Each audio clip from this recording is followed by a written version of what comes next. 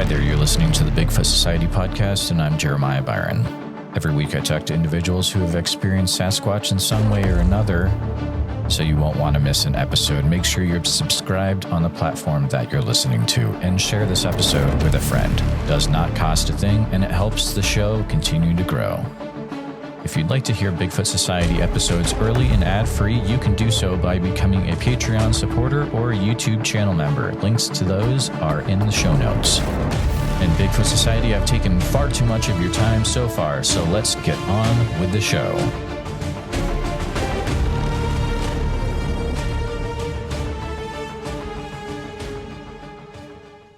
Warning, you're listening to an episode of Bigfoot Society recorded more than 3 years ago. Interviewing skills and audio quality have improved since then. Please don't judge the podcast on this one episode. All right. Well, thanks for coming back to the Bigfoot Society podcast. Today, we have the pleasure of having with us Rick Reles, researcher from Western North Carolina. Rick, would you mind going ahead and just kind of telling the listeners a little bit about yourself? Yeah, sure. I'm a BFRO investigator, have been for about 5 years. I've been going on expeditions and researching the Bigfoot phenomena for 10 years or so. And I'm also a partner in IKnowSquatch, and we're a very progressive merchandise-driven company that we sell T-shirts and hats and stickers, things like that. So we go to a lot of shows during the year. We also have an Etsy site and Instagram. We're on both. So for followers out there who are interested in our merchandise and what we do with the brand, we're proud of the brand. We think we're progressive and forward-oriented relative to the portrayal of Bigfoot. And we've trademarked it. We protected the brand and the image, and it's very important to us. And we've got we're always bringing out new things, new material every year, new designs, and we do pretty well. It's growing. It's a nice little business. It's growing very well. As interest in the Bigfoot phenomena continues, and I also spend a lot of time investigating. Reports that we get, witness reports. I do a lot of research on my own research areas I go into. I go on expeditions regularly, and I've been doing that for about 10 years. And I speak at a lot of conferences also on the subject, and do a lot of podcasts like I'm doing with you right now. Awesome. So some things I've always wondered about the brand. So it sounds like you're a researcher before the brand was come up with. Is that correct? Yeah. I mean, I've done my field research. I've been in the field a lot. Both Hans, my partner Hans, and I, we met actually at an expedition, 6-8 years ago. But we'd, been doing a lot of time, daytime scouting, marching around the woods at night, trying to, figure this out before we got to the point of launching a brand and getting in the merchandise business. That's very cool. So I just kind of wondered that is, so you met this guy on an actual expedition, which is cool. This isn't just a guy that you met on I need some random designer guy. Like this is the designer is also a Bigfoot guy, which is pretty awesome. You can tell that from the designs, like they're solid. Yeah. You guys are coming out with a line where it's like the different states and the IKnowSquatch Peaker guy, I'm sure he has a name, and then the different the designs built into the flags too. Man, that makes some good T-shirts. But and I also am a big fan of the native petroglyph for Sasquatch. That's a really good one too. Yep. So hats off to you guys on that. Was that a BFRO expedition that you guys met on, or just one that you guys had thrown together? No, I actually met Hans in the UP of Michigan. Back in maybe 2013, 14, somewhere around there on a BFRO expedition. Cool. He and I have logged some time in the woods, believe me. We do also meet. Last November, I was in upper Wisconsin with him and some others on an expedition that was private. So we do continue to do that regularly. But, our research into has certainly helped us understand Bigfoot, and the way we portray it in our shirts and merchandise. We call it, you mentioned the peeper, the peeker peeking around a tree, but that's witnesses report seeing that, particularly hunters. Totally. Hunters will say, I was there and I was waiting, for the deer to come down the path, and something peeked around a tree looking at me. And I can't tell you how many times we've had that reported. I've seen that, type of, been around that when it's happened in the woods too, when they peeked around a tree, caught them on a thermal, that sort of thing. So awesome. That is typical. So that portrayal, that picture of it on a lot of our merchandise. And you mentioned, I'm glad, thank you for mentioning the state stickers. That's something we're doing this year. But many of the folks that see us at the shows or check out our Etsy site are going to see we're doing state by state portrayal of the peaker, in these, in the image of the state with the state flag, and it's nice looking. It's a nice representation. So we're excited about that. It's a smart design series, definitely. So that gives me a lot of like the history of how it came together, which is really cool. I wasn't expecting it to be based in expedition. That's amazing. So thank you for sharing that. Hans was telling me that you have, he kind of gave me a few things to make sure that I ask you. So I'll let you know. I'm based out of Central Iowa. I'm in the West Des Moines area. And he wanted me to make sure that I ask you about the time that you were ushered out of the woods at Backbone State Park. Yeah, that's pretty wild up there in Northeast Iowa. Yeah, do you get a lot of followers, viewers that are familiar from Iowa or know that area? A few. The viewership is spread out actually all over the world, which is really weird. There's a ton of listeners from England, which who knew? But yeah, I got a few Iowa people, along with me. Yeah, I spent some time in England too. I always kind of want to do some squatching over there. Yeah. Some areas in Cheltenham and the mountains around the Cotswolds that look pretty good to me. So if you have anybody over there that's listening in and want to go squatching in this part of the world, I would look around the Cotswolds. But anyway. All right. Well, there you go, England listeners. Something to check out. Yeah. And who knows? I met a guy at a show, a cryptid show a couple of years ago who had written a book about these types of beings in the UK. So, and it was I saw him speak to it. He was pretty credible. So nice. If any of your listeners over in the UK, get out and about. You never know.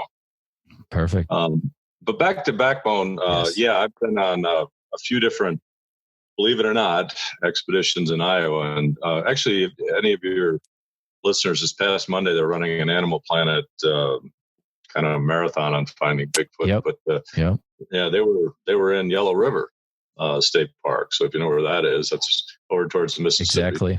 Yep. They were in there on the show. I've been in there on an expedition, the Volga River area.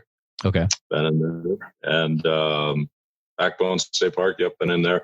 I'll just say it, but there's another, because typically we, BFRO, we don't reveal where we've been. We have an NDA and those types of things. Yeah. But we were in, BFRO was not there, but I was into the Bixby State Park also, that area. Yeah. Okay. Which I think was shut down years ago. And when I was in there, it was, it had been flooded and they were still kind of underwater, but we had incredible activity in there. Wow. Small as that is. So really? So any of your listeners from Iowa will get out and about. You would think Iowa's a lot of cornfields and not a lot of woods, but when you get to places like, when you get to places like Backbone, it's kind of like the rolling hills go down into a canyon where there's a river that runs through it, a creek, and it's wooded and, thousands of acres, and it's a good habitat for these things. Totally. So Backbone, we had a number of experiences there, but I'll give you one because Hans, my partner, referenced it with you. But he and I and another individual were off. There's a main artery that runs through that park, and we were in the woods off of really a dirt, like a gated 2-track, if you will, where we had sat and we had posted ourselves early in the evening. We were there a couple hours. stationary, making, some occasional whoop type noises, provocation, a couple of knocks, listening. Not a lot of activity. Sure. Went and joined up with another group, but came back to that area, I would say 12:30, 1 o'clock. And the third of our party had done a very loud howl whoop type noise after we arrived again. And we had an immediate response, and I would say it was female because of the sound. Wow. And it was probably 100 yards away, directly in front of us. No way.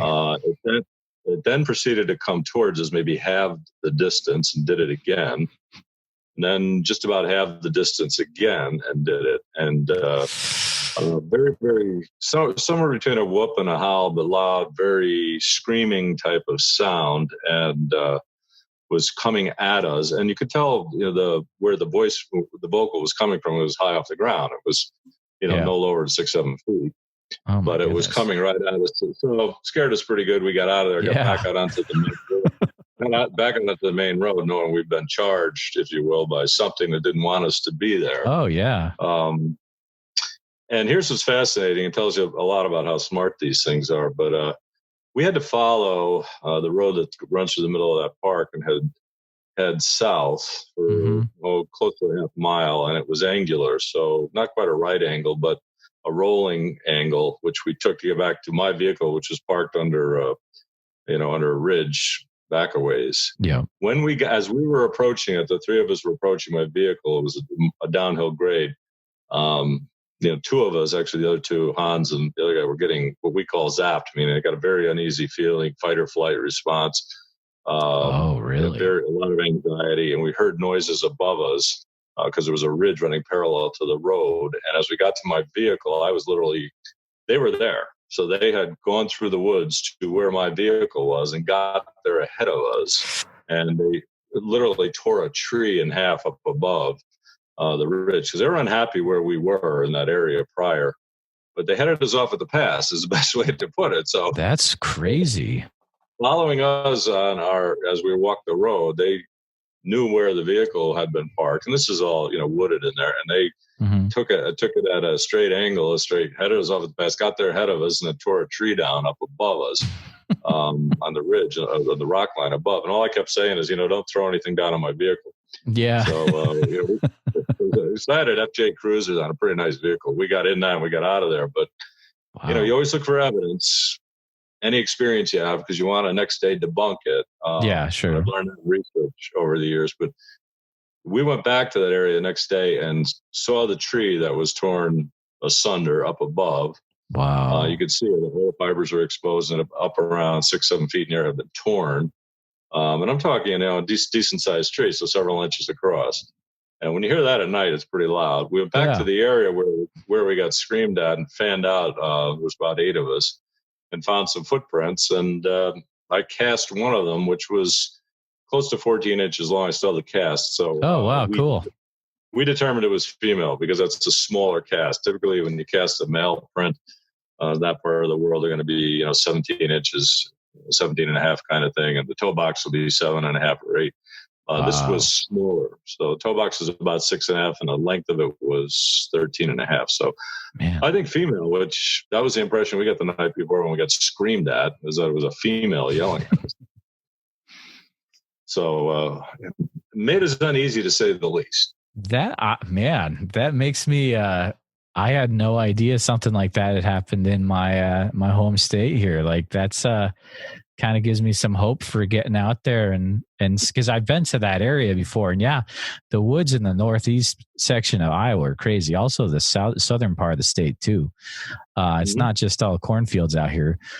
Thank you for sharing that. Hans was saying you've seen had some other, I would say, class A sightings. Is there maybe another one you wouldn't mind sharing with us? Yeah, I'd be glad to.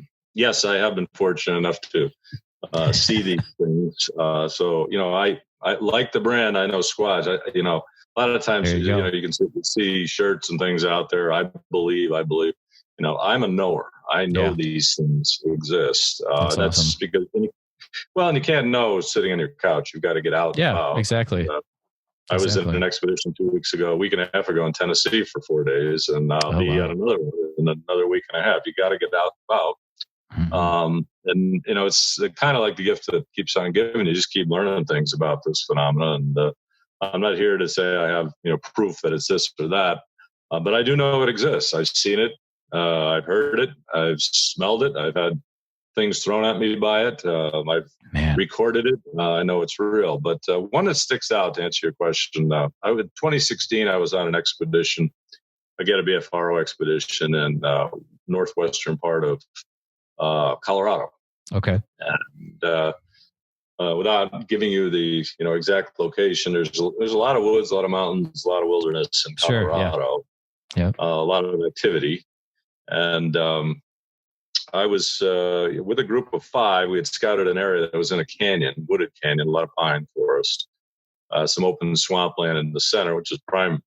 Anytime you give these things an opportunity to view from above, and you've got a water source, you got food sources, that's a pretty good chance that you might get some activity. Okay. And 5 of us were down a path back in the woods, so about a half mile, walking along really down in this canyon. So we had ridges above us as we were going, particularly on one side, some swamp on the other.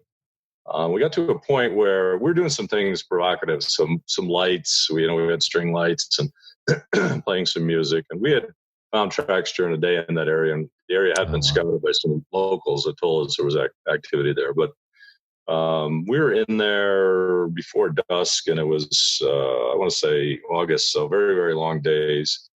But we heard noises behind us, stick breaks, bipedal foot movement. They were talking to each other, and a lot of times when you get in that situation, they'll surround you. It's almost military. They'll northeast, south and west, get around you kind of thing. Okay. If they can, and observe. And sometimes when you're being observed, you can, have dialogue and talk with them, or if they're comfortable, they'll do that with you. So you can knock and get knocks back, that sort of thing. But it was just getting dark. You could see, we had a very full moon, and you could see up and down the path, because it wasn't completely enveloped by the woods, wasn't a complete canopy over it. And now this is where it's going to sound weird, but all 5 of us were looking down the path, direction we were heading, and above rock ledges and rock outcroppings on the left, because we had seen a white, I'll just call it an orb. We were watching a white flash of light moving above the rock outcroppings, and above the, along the canyon wall. And we were watching it, a minute or so. But doing this kind of research has taught me to not just look ahead, look behind. And so I turned to the right, tapped on, there was another woman with me. She's a sheriff from New Mexico. And I tapped her shoulder, and I said, we look back down the path.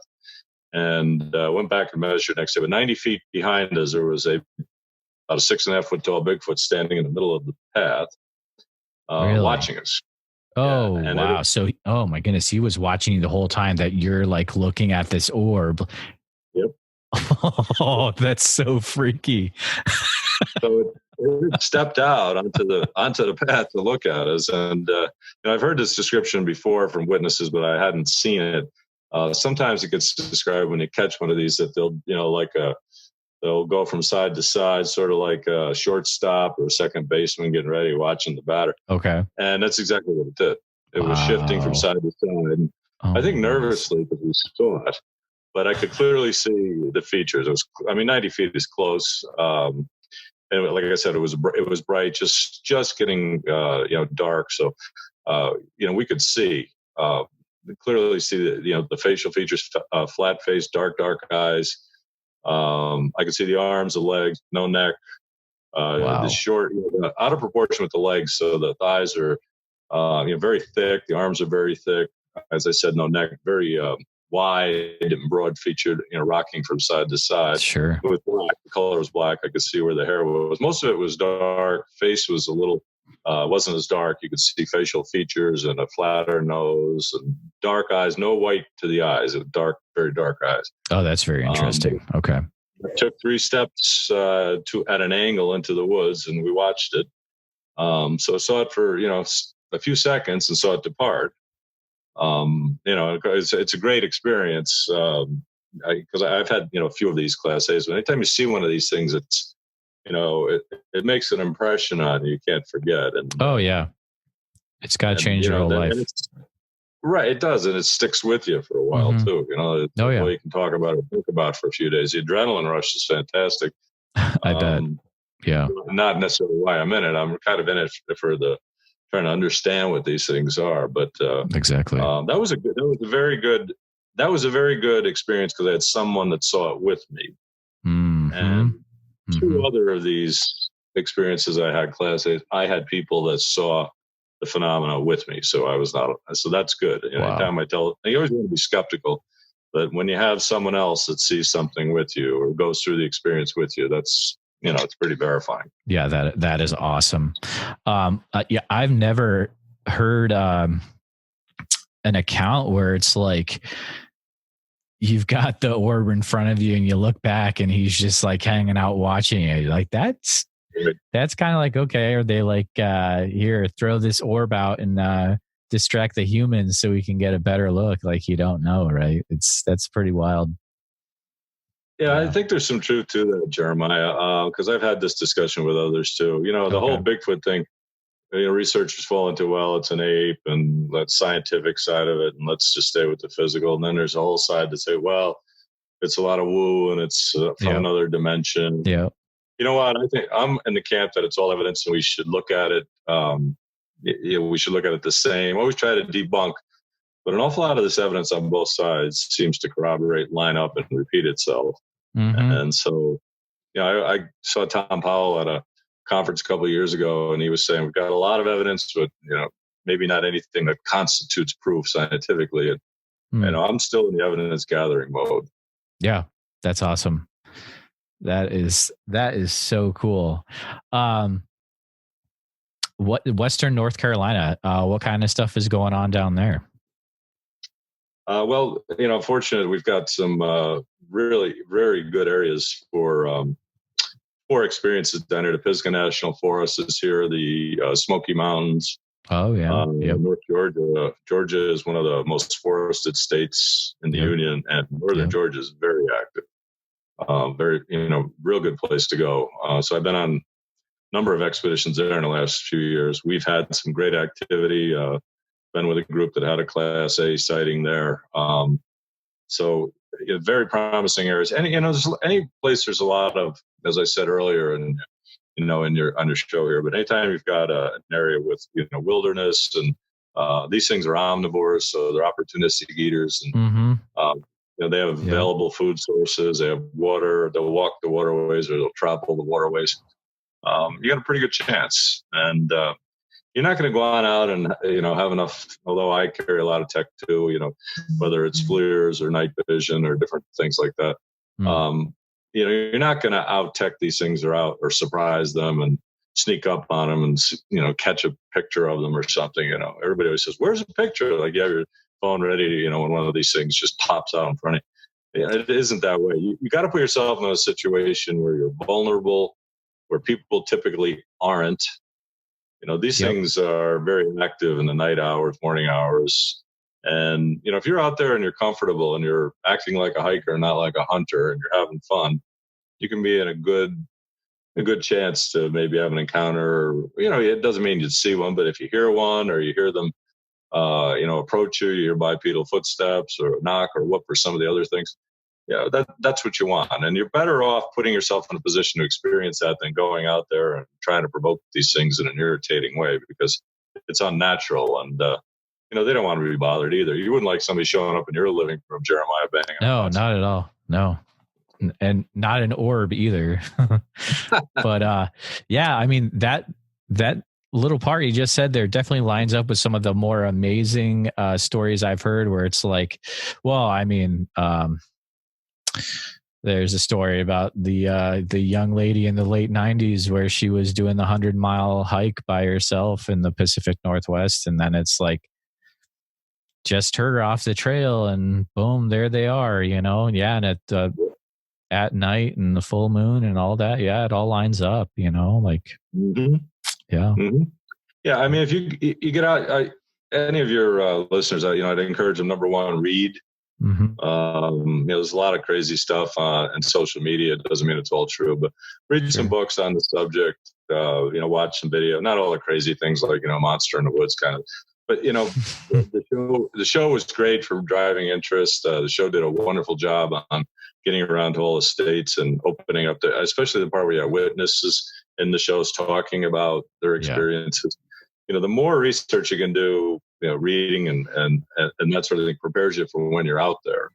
And then when you're out there, be an observer, be respectful when you're out and around these things, especially if they happen in one of them or a few of them. There's never one. And, try to have some fun with it. That's your best chance, but you can't do it in your living room. As I said earlier, you got to get out and that's right. The woods. Because, failed Bigfoot expedition is still a great time in the woods is what they always say. That's true. Yeah. It is. Yeah. Yep. So let's say if we do have some listeners that are brand new to, they want to learn about Bigfoot, all that sort of stuff. What are maybe some books that you would recommend that they start out doing their research with, if I could put you on the spot with that? Yeah, no, that's okay. And it's not putting me on the spot, actually. I've got something I could pull out and look, because I do a talk on some of the best books to review. Sometimes great. That's awesome.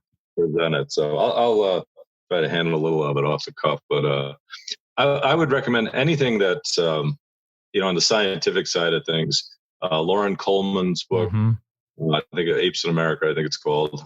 That's good. Anything Dr. Meldrum has done. Yes. I'd like to host state. He's a great guy. I emceed the Upper Michigan. I've done it a couple of times. Upper Michigan Bigfoot town hall convention, whatever it was, like conference last year, and he was at that. Wow. So I see him at some different shows and things, and he's great because he's always going to, first of all, he respects evidence in a physical way, and he really is going to look at it from the anatomical standpoint and from the material evidence standpoint, scientifically. So, I would encourage somebody to read, his book or his books that are out there. Robert Morgan, I love. He's got a couple of books on the subject. One I think is called it's a small book, a handbook, Bigfoot Field Journal. Okay, I think it's a wonderful book because it prepares you for when you're in the woods, how to set yourself up to have a possible encounter, just what we're just talking about now. If you have a research area locally that you go to, how to interact with them, and how to put yourself in a possible position for an encounter. He does a wonderful job, and it's from the Native American standpoint. Oh, I like it. Yeah. Okay. Great. He's a great guy. I've seen him speak a couple of times, and he's very, very much on the respect these things. They're forest people.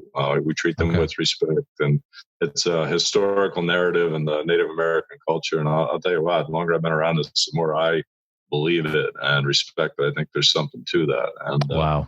I'll definitely have to check that one out. That's a new one for me. That sounds very interesting, though. Yeah, he's got a couple out there. They're both equally good. But the Field Journal is really good. Tom Powell's books are great. I'm a big fan of Tom's. Met him too, and great, fascinating guy to talk with. He's a teacher out in Oregon. He was a BFRO investigator too before he wrote. But he's written books like The Locals is a wonderful book, and one of my personal favorites, Edge of Science. So he talks about paranormal and things that are on the edge of science, and starts at Bigfoot, winds up talking about things like crop circles, and connects it all very well. So that sounds like a good time too. Cool. Yeah, that's a wonderful book to get into. And then there's one that Nick Redfern, I think it is, put out one called the Bigfoot Encyclopedia a couple of years ago, and it's got everything in there from Harry and the Hendersons to Patty and Patterson. Okay, cool. It's got little pieces on each of them, and just tells you what they are. So that's a must if somebody out there is a researcher and is interested in getting into the subject and wants something that they can reference every now and then. And he's got references in there in other parts of the world too. Wow. So that's a nice book.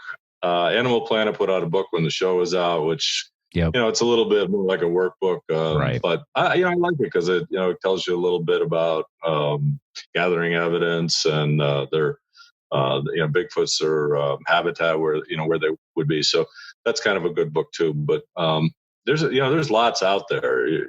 But you could read 50 easily. Over the next year or two, you'd be better off. Just going out. Yeah. Yes. So you need the combination of both. Do the homework. Yeah, sure. Yep. That's good. That's a good point.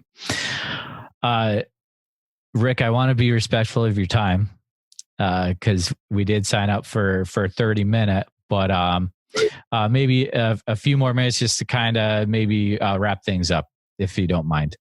I don't mind. That's great. Did not expect a very awesome discussion on Bigfoot literature. I feel like that could be a large episode in itself. But regarding, let's say if someone's never heard of IKnowSquatch and they're like, well, that stuff sounds kind of cool that they were talking about earlier. I might want to, check that out. What are the best ways that they can check out IKnowSquatch or maybe follow along with different things you're involved with? Yeah, so our number one, I would say our Etsy site is good because we're always updating our merchandise offerings. So, check that out. That's good. Instagram, we post different things on a regular basis, and different things that we see. Our followers send us some things too. We put out there. Okay. I posted or put a lot of things on that from a recent expedition a couple of weeks ago, which is actually one of the images that we posted on that. This is a teaser for people, but if they go on and look, was a red light lit stick structure that was taken in the woods way back in a forested area in the middle of the night. And some of our followers found, by looking through the images of the stick structure and enlarging it, they found what looks like a being or something peering through the stick structure. What? Really? So that's in your feed right now? Yeah. So they ought to check that out. Goodness. I'm going to check that out right after this. Yeah, it's an image. So I was there. I had another, companion with me on the expedition, and we were in an area leading. We had reason to be, in this area, but we had some activity. We're up on a rise, and in this one spot, saw a couple stick structures right on the edge of a viewing area on top of a path. Okay. And one of them was compelling because it was an X and it had kind of a floating member in it that was a stick that had been broken off and was just levitating in the middle, which is typical of the that type of stick structure. I speak on this as a topic at conferences too, but so I wanted a picture of it, and we were getting a picture of it, and took a couple. I put my red headlight on it to get the image, and then we posted it next day or a couple days later on